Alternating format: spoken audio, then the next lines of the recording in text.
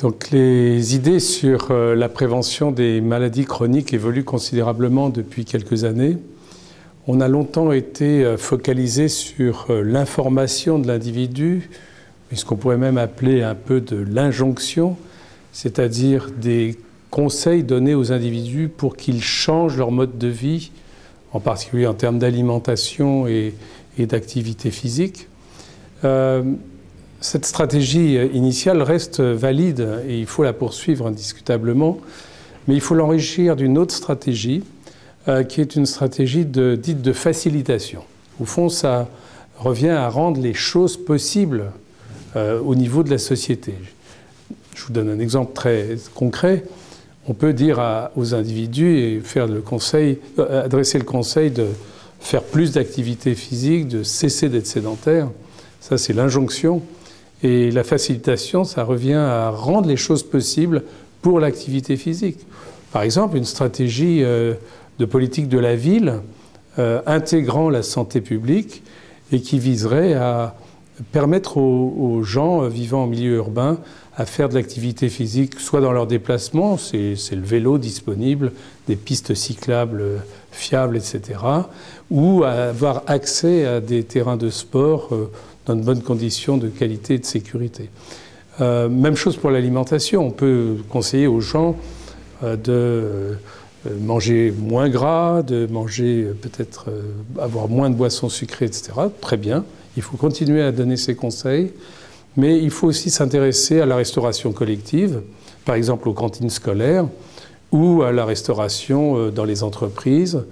Il faut travailler avec l'industrie agroalimentaire pour les convaincre de faire évoluer les produits. Donc, vous voyez, tout ce qui rend les choses possibles. Et c'est vraiment l'état d'esprit des plans de santé publique actuels, que ce soit le plan national nutrition santé, que ce soit le plan obésité, ou que ce soit le programme national de l'alimentation, qui, chacun à leur manière, vise à prendre des mesures qui rendent les mesures préventives plus faciles pour les individus et les collectivités. Donc c'est vraiment un changement de conception qui, j'espère, va se traduire par la mobilisation de nouveaux acteurs. Parce que ce n'est pas simplement les médecins qui sont engagés dans la prévention, ce n'est pas simplement les institutions de prévention qui jouent un rôle. Ce sont tous les acteurs économiques dans la société, tous les acteurs institutionnels, tous les acteurs de la politique de la ville, notamment.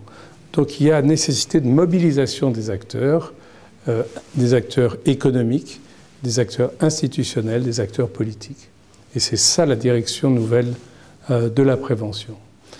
L'autre dimension importante, évidemment, d'adresser les messages et d'adresser les mesures de facilitation aux populations les plus concernées.